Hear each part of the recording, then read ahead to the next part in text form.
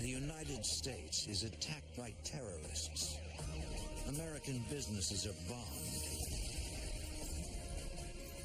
Innocent people are slaughtered. Symbols of liberty become targets for destruction.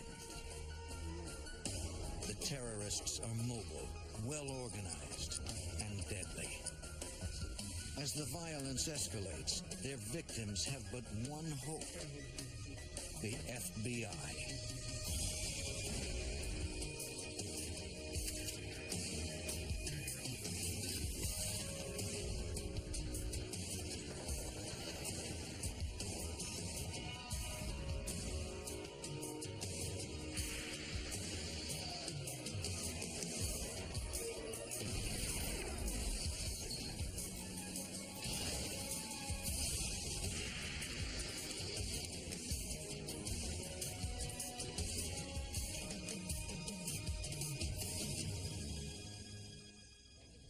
In the 1970s, cities across the United States became a battleground for vicious Croatian radicals. Their violent agenda targeted their own people living in America. I'm Jim Kalfstrom, former head of the FBI's New York office. Agents all over the country work to unravel a complex web of extortions, bombings, and assassinations. At stake were the lives of innocent Croatian families trying to build a new life in America.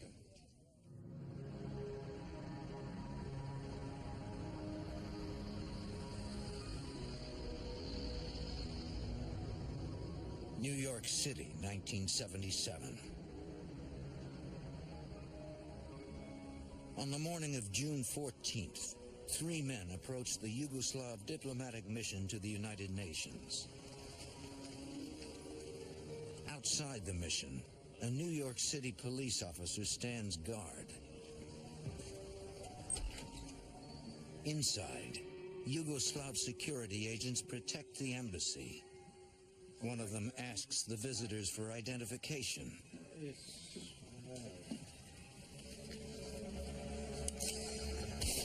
Stairs, go! Hearing the shot, police officers rush into the building. Foreign missions are technically outside the NYPD's jurisdiction. The officers are now in Yugoslav territory.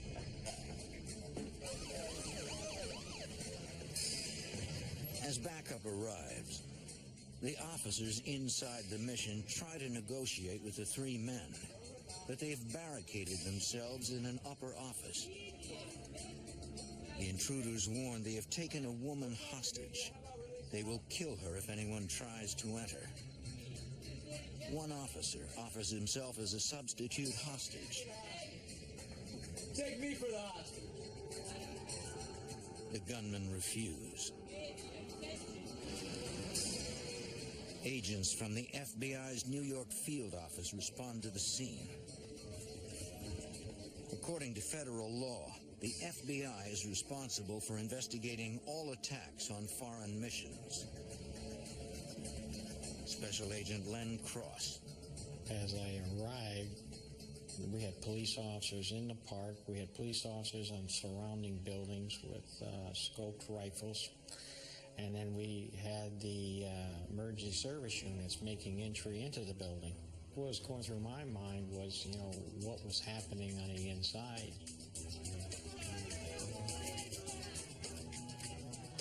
The suspects appear in an upstairs window, brandishing a Croatian flag. They toss propaganda leaflets into the street. The leaflets call on the United Nations to force communist Yugoslavia to grant Croatia its independence. What they were trying to do was gain publicity for their cause and showing the oppressive regime that existed in Yugoslavia and how they were oppressing the Croatian people.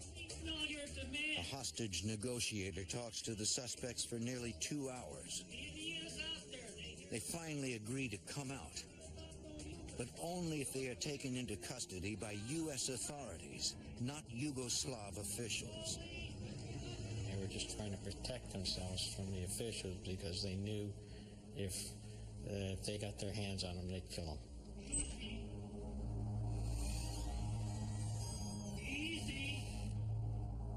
And then finally, when they realized it was the New York City police and the FBI on the other side of the door and assured them that no harm would come to them, they surrendered without incident.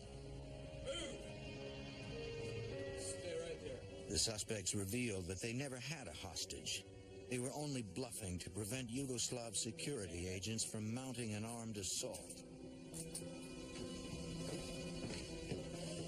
As the police officers escort the suspects out of the building, Mission Security confronts them.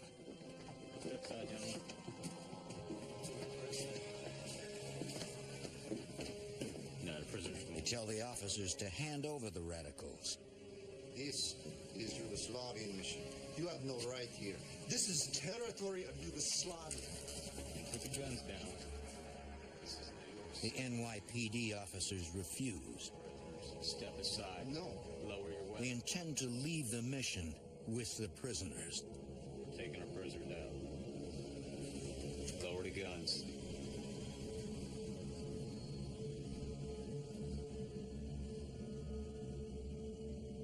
The security agents finally back down. The invasion of a foreign mission on U.S. soil is unprecedented. One of their employees has been seriously wounded.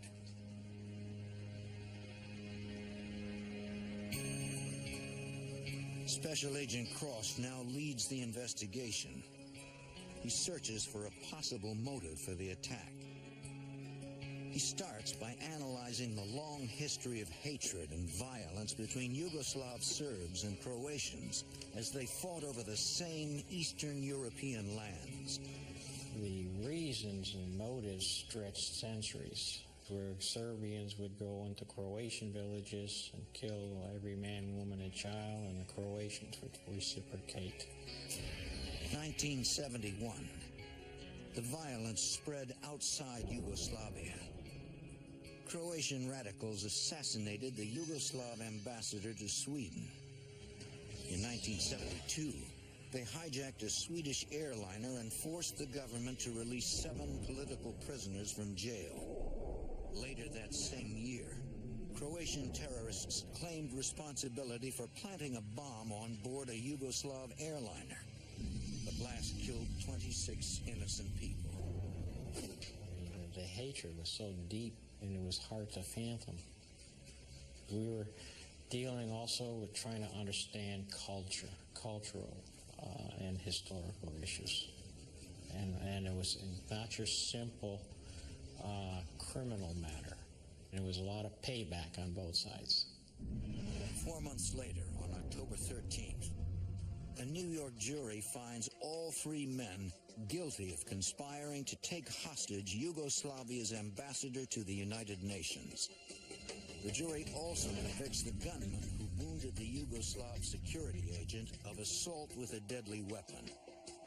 For Agent Cross, the case is officially closed. But everything he has learned tells him that Croatian terrorism in the United States is on the rise and about to explode. 9 months later, in Chicago, Cross's fears become a grim reality. Croatian businessmen begin calling the FBI in a panic. They have each received an anonymous letter written in Serbo-Croatian. The letters demand a large sum of money and threatens horrific consequences if the recipient fails to pay up. Special Agent Bjarne Borisson of the FBI's Chicago field office examines the letters. Yesterday. Borisson speaks fluent Serbo-Croatian and has a background in counterintelligence. They said, you are not doing your part in our cause to overthrow the communist government. We've assessed your situation and decided that you are capable of paying this amount of money. And they would instruct them to send this money to an address in Paraguay, and if you fail to do that, you pay the consequences. It's absolute extortion. That's the way the FBI looked at it, was, yeah, this was an extortion attempt, and they were threatening your well-being if you didn't cooperate. Agents are unsure whether the culprits are Serb spies or Croatian criminals. Thank you. But they do know the extortionists have cast a wide net. Nationwide, the FBI collects a total of 52 extortion letters from Croatian businessmen. In New York City, Special Agent Len Cross heads the investigation into the extortion letters. Searching for leads, he contacts Pero Vučas, a prominent Croatian political writer living in Queens. He was known to be against violence, and we felt that he might be an individual who could perhaps assist us in terms of identifying who may be responsible for these letters. Agent Cross asks Vučas if he thinks the extortionists could be fellow Croatians. He did not feel any good Croatian would have written these letters and made the demands that were made in these letters. Instead, Vučas blames the Serb government of Yugoslavia. He told me that it was his belief that these letters were generated by the Yugoslavian intelligence service to try to disrupt the Croatian community. The majority were peaceful, and they wanted to overthrow the Yugoslav government, but by peaceful means. But there was always those who wanted to use more violent means and would do anything to achieve that goal.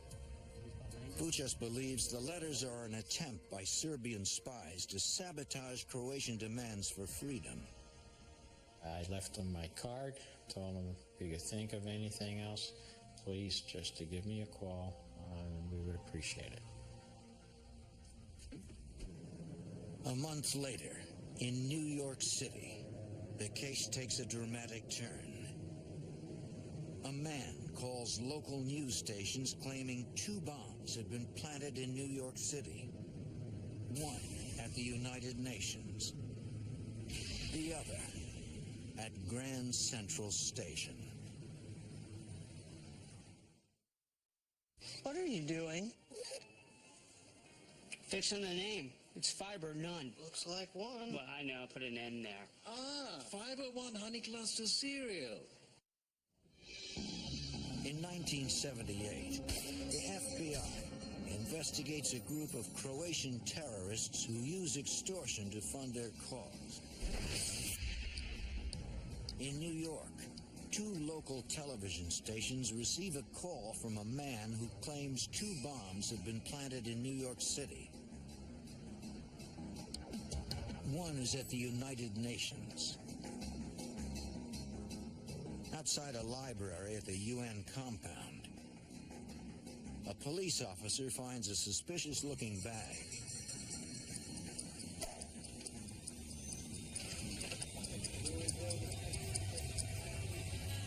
The officer immediately calls in the NYPD bomb squad. Investigators find a note nearby written in Serbo-Croatian. It demands Croatian independence and says, quote, "This is the beginning.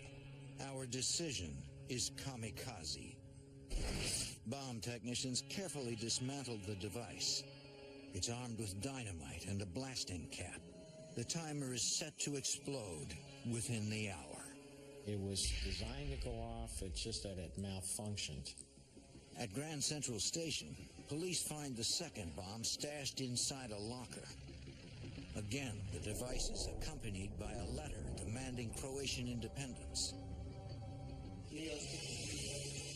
The FBI believes it's only a matter of time before someone is killed. Jim, that way I have a seat, be comfortable. Agents from the New York field office combine forces. We felt that it would be a good idea to bring all the case agents together on one squad under one supervisor where we could exchange and coordinate our activities. Special Agent Cross also proposes the coordination of a nationwide effort. If we did not, my prediction was that all hell was going to break loose. 2 weeks later, in a wealthy suburb of New York,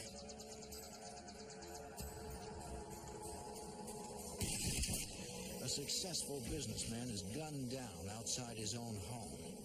His only crime: he's a Croatian immigrant who refused to submit to extortion. The FBI's worst fears have been realized. An extortion target has been murdered, and agents have no viable leads.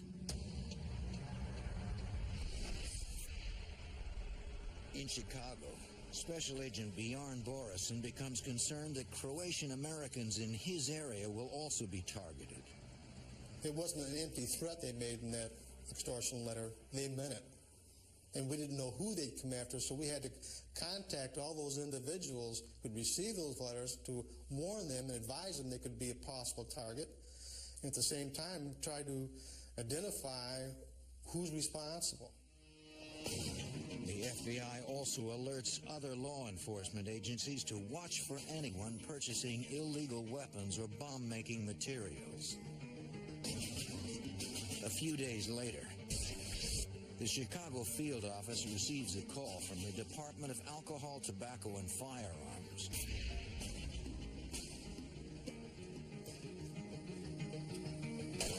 A known Croatian radical is trying to buy dynamite.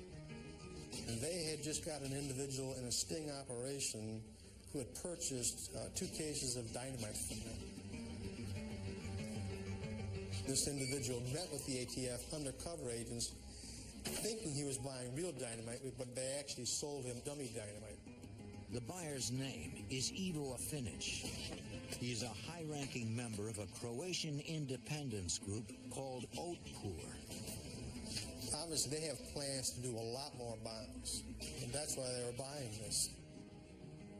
The name of the organization is Hrvatski Narodni Otpor, which means Croatian National Resistance. So the word Otpor means resistance. While the majority of Otpor members are law-abiding citizens, the FBI suspects that there may be a criminal faction operating within the organization intent on extorting and murdering fellow Croatians. All right, guys, we're going to pop this door. We're going to go in. We got some Otpor meets at a Croatian social club on the south side of Chicago. In a joint operation, FBI and ATF agents raid the club, searching for bomb-making materials. Investigators find the 2 cases of fake dynamite. But there are no live explosives anywhere in the club. A thorough search fails to turn up enough evidence to press charges against Ivo Afinic. That same day, in a nearby Chicago neighborhood, Daniel Nikolic opens up his shop. Nikolic is one of dozens of Croatian-American businessmen who have received an extortion letter. The cabinet maker refused to be bullied.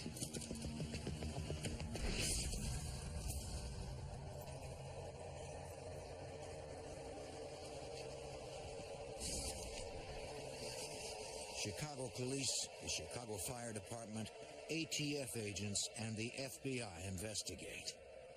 We did a search of the premises, and we determined that a bomb had been detonated on the roof of the cabinet shop. Special Agent Borison interviews Daniel Nikolic. There was no doubt who he thought was responsible, and that was the Otpor leadership, as a result of his failure to pay the extortionary that he received. With Nikolic's help, the FBI talks to members of the Croatian community. Their top priority is to find a confidential informant inside Otpor, familiar with the organization's violent activities. leaders in the Croatian Cultural Center. The key to almost any investigation is you have to develop someone inside the organization who's willing to cooperate with you. But the Chicago FBI has trouble finding anyone who will talk about Otpor. About the Serbian activity. To get someone that was actually inside the group is very hard, because it wasn't that big a group who was actually responsible for the violence. It was a small group, and it's very difficult to find someone inside that small group who's going to cooperate with you.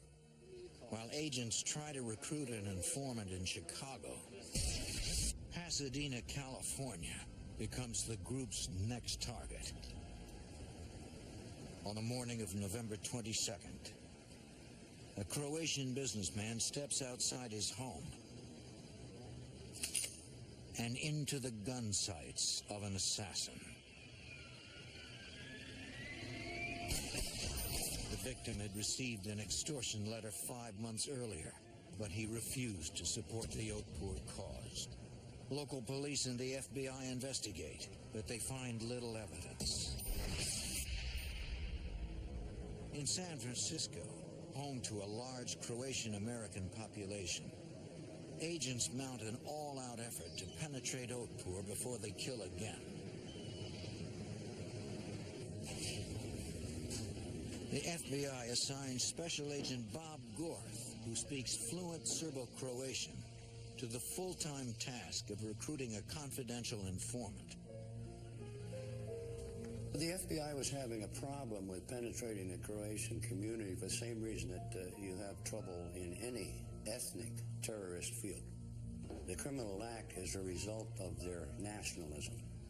Whether or not they're involved, they will stand together as a community against law enforcement.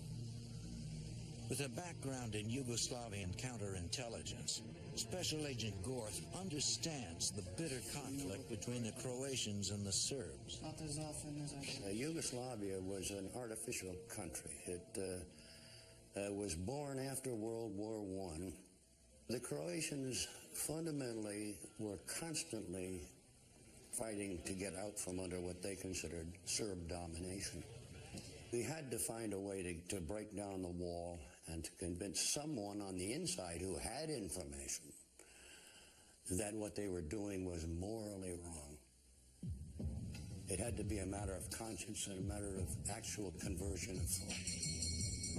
From San Francisco to Chicago to New York, FBI agents compare notes, trying to find an insider who can give them any information on the mysterious, tight-knit terror group. The FBI's lead case agent in New York is Len Cross. It was about 6 o'clock at night, and we were going over our leads and trying to get an idea, what do we need to do next? And I received a phone call. Agent Cross, for you. You wouldn't say. It sounded urgent. After 4 months of silence, Hejro Vučas, the Croatian activist writer, is desperate to talk to Cross. You got a what? And he says, I need to talk to you, and I need to talk to you now. I got a threatening letter, and he says, I'm going to tell you everything. I know who's all responsible. The call may be the break the FBI needs. So I says, okay, I'm coming right over. I says, I'll meet you right at your house. As soon as I can. All right, thank you. Okay, all right. Got a threatening letter. Other agents from the New York field office accompany Cross to the meeting. They says, no, you're not going, we're going to go with you, because I mean, this could be a setup. They could be trying to get you. Nationwide, FBI agents try to infiltrate a deadly terrorist organization that extorts and murders their fellow Croatian immigrants. Hejro Vučas, a Croatian political writer, asks Special Agent Len Cross to come to his house. He's finally willing to talk. He was very concerned, very scared, and he proceeded to show me this letter. It was essentially telling him that if he didn't shut up and didn't get his act together, that something very bad was going to happen to him. He realized at this point that these guys meant business and that he was in their crosshairs, and that his only alternative was to reach out to the FBI, put his trust in them that they can get the job done. things to me for what I The writer tells Agent Cross that he believes members of Otpur are behind the letters and the violence. And he says they're criminals, they're just a bunch of criminals that have infiltrated the Croatian organizations. At that point, he laid it out who all the key players were throughout the country. He couldn't tell us who wrote their letters, but what he did tell us is these are the guys that are running the whole operation. According to Vuchas, Otpur's North American headquarters is in Chicago. Some of the key terrorists live in the Midwestern United States. It was really good information and definitely kind of was starting to fill in the puzzle. In Milwaukee, Wisconsin, agents contact a Croatian priest who the FBI learns is influential throughout the Midwestern Croatian community. Sit down. Father Bradish is an outspoken opponent of violence. Agents believe he may provide valuable leads. An FBI agent from the Milwaukee field office interviews him at the Catholic elementary school where he works. People in the parish, As they talk, Father Bradish opens his mail. the question because no indication One package contains a book. of the parish. The agent spots a wire. He observed batteries, wires, and explosives. The agent, being concerned for the location, that it was in an elementary school with young kids, grabbed the book and he ran outside. The Milwaukee police sends a bomb technician to disable the device. Tragically, the blasting cap explodes, taking off part of the technician's hand. The FBI issues a warning to the 52 extortion victims that they've identified across the country. Beware of book-sized packages wrapped in brown paper. The next day, in Queens, New York, Pero Vuchas picks up his mail. Inside his post office box, he finds a note telling him that he has a package.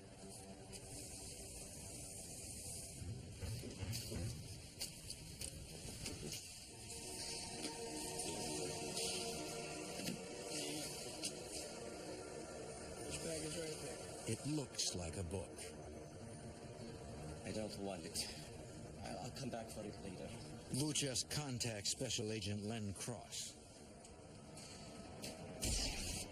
I received a call telling me I've got a bomb. It's at the post office. He says, you want me to go get it? I says, no, leave it there. I says, we're going to get the bombs. What? We'll take it from there.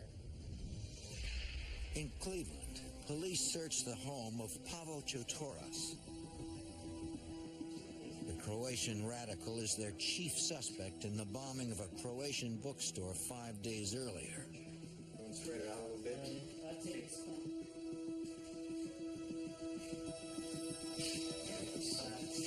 Special Agent Bjorn Borison. During the search, they found a book that was hollowed out and was obviously a book bomb. The bomb is a prototype. Once again, there are no live explosives on the premises. Without further evidence, no arrest can be made. March 17th, 1980. New Yorkers and tourists pack Fifth Avenue to watch the city's annual St. Patrick's Day parade. 10:55 a.m. A bomb explodes at the 30th floor office of a Yugoslav bank. FBI agents respond, including Special Agent Ken Maxwell. We were doing interviews of the employees of the bank, the employees of the neighboring offices, the maintenance people in the building, delivery people, anybody who would even come remotely close to 500 Fifth Avenue that day. The only significant evidence agents find is another note in which Otpur claims responsibility. The terrorists issue a chilling threat. The bomb attacks will continue until Croatia is free. On June 3rd, 1980, the terrorists target one of America's most cherished symbols of freedom, the Statue of Liberty.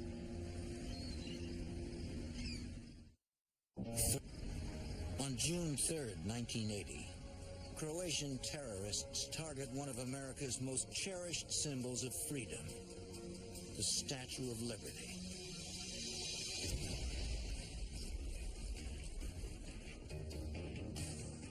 Special Agent Ken Maxwell helps investigate the bombing.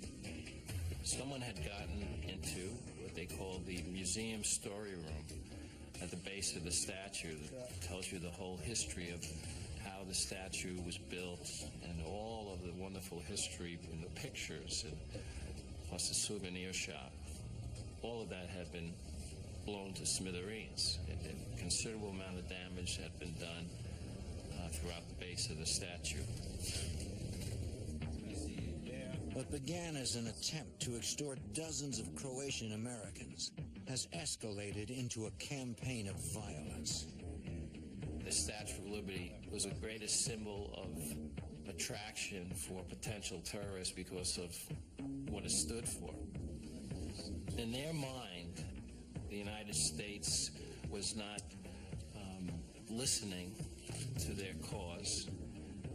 So let's bring the cause to their attention and let's show them, the United States, that this is a real issue to us, and almost trying to extort the United States of America to help them achieve independence. But the terrorists' logic is flawed. The attack only fuels authorities to intensify their investigation.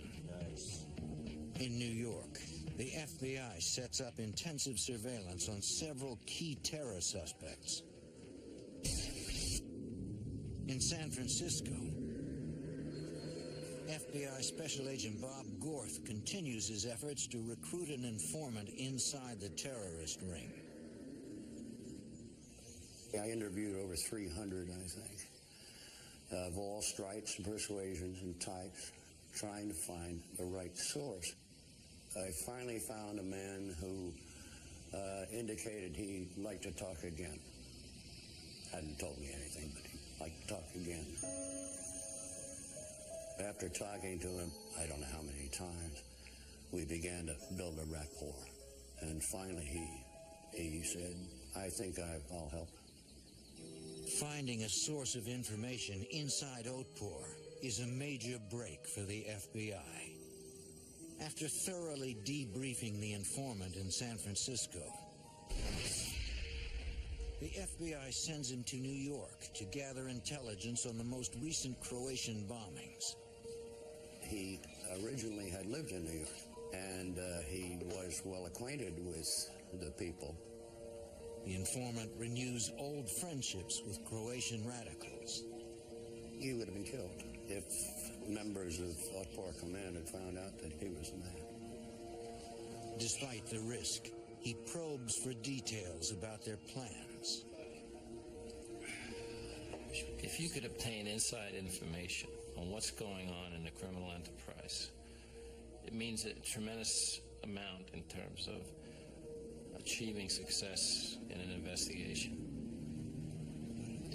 The informant learns that the group intends to assassinate an outspoken critic of Otpor. Take care. The target is Pero Vučas, the prominent Croatian political writer. They were going to kill him with a rifle as he was walking his daughter, his 6-year-old daughter, to school in the morning. If they missed, they could hit his 6-year-old daughter. They had no concern for her, and most of the agents and the detectives working this case, they all had kids. So, they're thinking in terms of a father. How could they do such a thing like this? According to the informant, the ruthless plot is already in motion.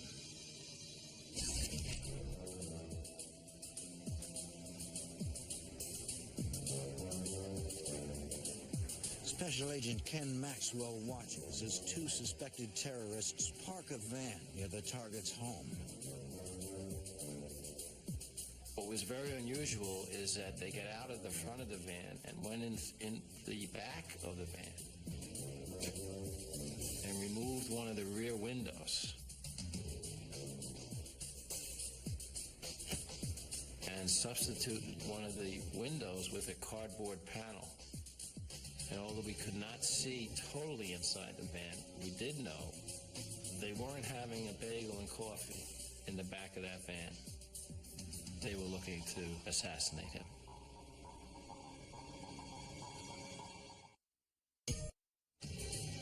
In New York, agents believe Croatian assassins intend to shoot Pero Vučas as he walks his 6-year-old daughter to school.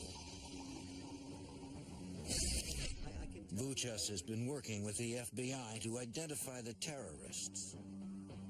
Special Agent Len Cross warns Vučas to stay inside his apartment.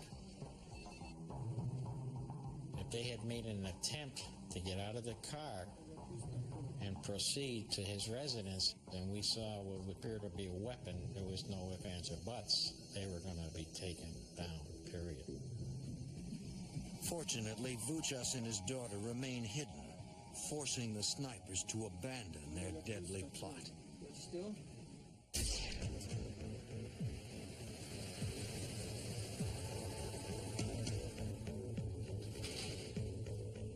The FBI decides to set up electronic surveillance on a man they believe to be the mastermind behind the East Coast bombings, the president of Otpor, Stepan Sačić.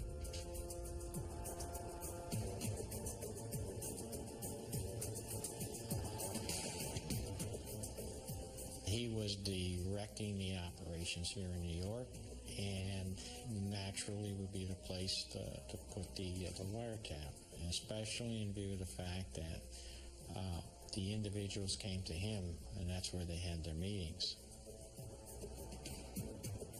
Special Agent Bjarne Borison. It's very difficult to go into a building and place a wire without leaving any trace that you were there. And then the FBI is quite good at that.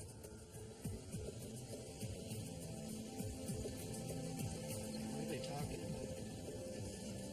about? Very nearby, we set up a listening post, and we'd have at least one translator there at all times. Their job is to translate Croatian to English, Pieces are the bomb makers. as well as identify each voice on the tape. They must also decipher any code words used by the terrorists. They won't come out and say words like dynamite. They may say things or pieces. The drop-off, which is the device delivery, and the package is the bomb. It took a while for us to get a grasp as to what are they talking about and get the significance of the phraseology they use.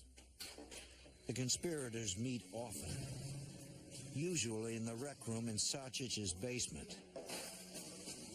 Jako Dreven, one of the men who tried to assassinate Pero Vučas, is Sačić's lieutenant. Translators work day and night, analyzing their conversations. The wiretap would run 24 hours a day, and we had to constantly monitor the conversations because they're talking about bombing, assassinating people. Agents are still trying to pin down specifics, places, dates, the identities of the co-conspirators. It was all part of the puzzle that had all the pieces be pulled together in order to form enough evidence to start the prosecution. Under federal racketeering laws, the FBI needs hard evidence of a conspiracy to take down the entire organization. Special Agent Ken Maxwell. One particular night, their shaking of the pinball machine shook loose a wire that was used in the installation of the microphone.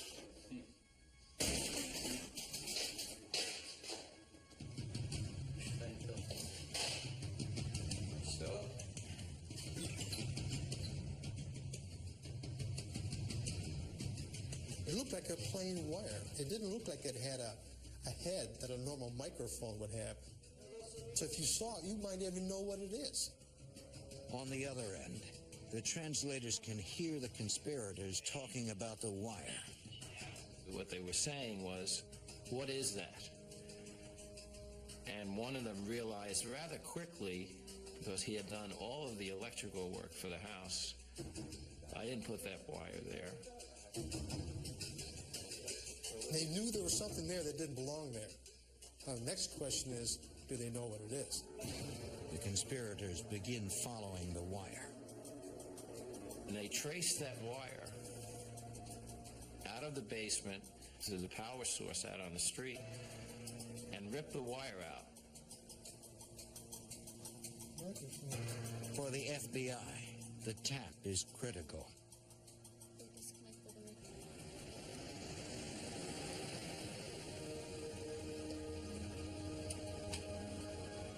To the great credit of our special operations folks, they reinstalled, and they reinstalled within 24 hours. I think the bad guys thought they had won in that instance, not realizing our persistence. And this time, we avoided the pinball machine. Agents hear Stepan Sacic and Jako Drevin planning an upcoming operation. They were talking about, let's get ready, I want you to do this, I want you to smash this. And we knew they were getting ready to bomb something. Agents learn that Opor intends to bomb a Yugoslav dance studio, scheduled to host a gala attended by the Yugoslav ambassador to the United Nations, Special Agent Len Cross. They were going to have over 300 people there. At this point, this really raised our concerns because now they're going after groups and not concerned about who gets hurt. Agents tail Drevin. He drives to Bridgeport, Connecticut, where he visits the home of a man named Vuka Ulic. When he went into the residence, he went in empty-handed. When he came out, he had a good-sized brown bag, and there seemed to be some bulky stuff inside the bag.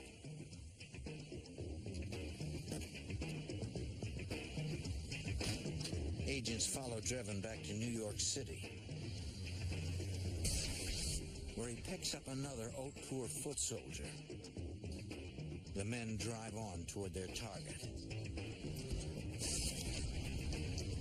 And they circled a block in Manhattan and kept circling it and circling it.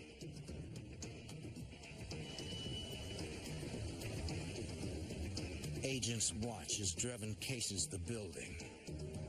He leaves the suspicious bag behind in the van. It was decided that if they removed the bag, then we were going to arrest them. Certainly we were not going to take the chance of a potential bombing in Midtown Manhattan. As the suspect returns to the van, the agents in New York, agents tail two suspected Croatian terrorists.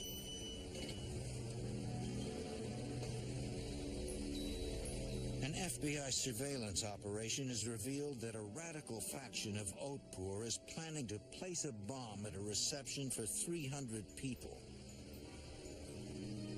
The terrorists case the building and then leave the area. Agents suspect that they have a bomb in their van. The FBI cannot risk a terror attack on hundreds of innocent people. Agents obtain search warrants to raid the homes of Stepan Sacic and Jako Drevin.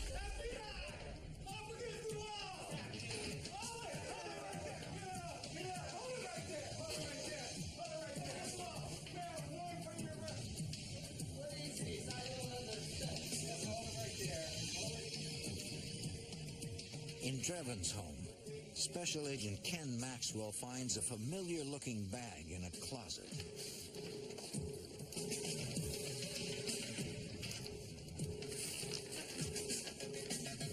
When I looked looked into the shopping bag. I saw a woman's pocketbook that was open. And inside the pocketbook were sticks of dynamite wrapped up in tape, a timing device, an alarm clock, an electric blasting cap, and wire. It's not every day that you find a bomb at your feet. Authorities take Drevin into custody. Across town, Special Agent Len Cross and his team searched the home of Stepan Sacic, the president of Otpor. One of my team members was going through a pile of paint drop cloths, and he found the scoped rifle and he found the ammunition. Investigators suspect Sacic's co-conspirators used the rifle weeks earlier in a plot to murder political writer and FBI cooperator Pero Vuchas. Agents arrest Sacic for conspiracy under RICO, the federal racketeering statute. He was advised of his rights, and he refused. He wasn't being very cooperative. No, I don't think so. 4 days later, FBI agents and police raid the Bridgeport, Connecticut home of Vuka Ulich. Towards the window. What is all? Face the window. Ulich provided Drevin with the bomb earmarked for the dance studio. We have a warrant to search the premises.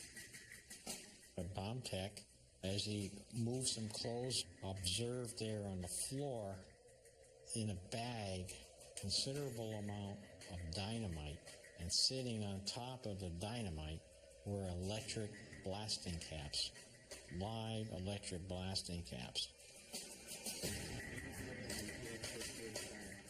Agents arrest Vuka Ulich. Don't even worry about it. We'll take care of it from here.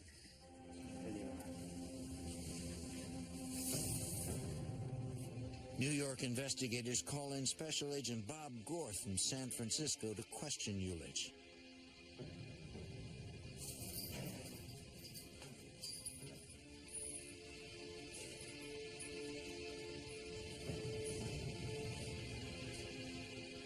The former Otpor member turned confidential informant accompanies him.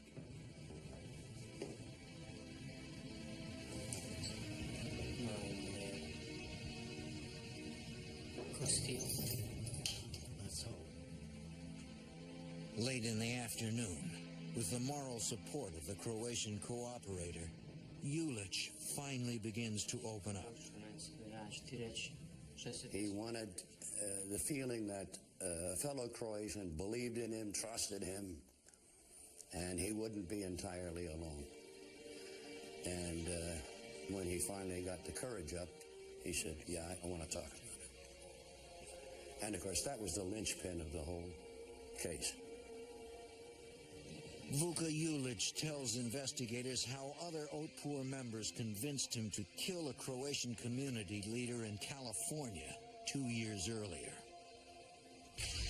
After drinking all one evening and into the morning, he decided he'd strike a blow for Croatian freedom and go kill this enemy of the people. So he did. And later on, he realized that what he'd done was not advancing the Croatian cause, but really was harming it. He was one of the few people that I firmly believe regretted what he did.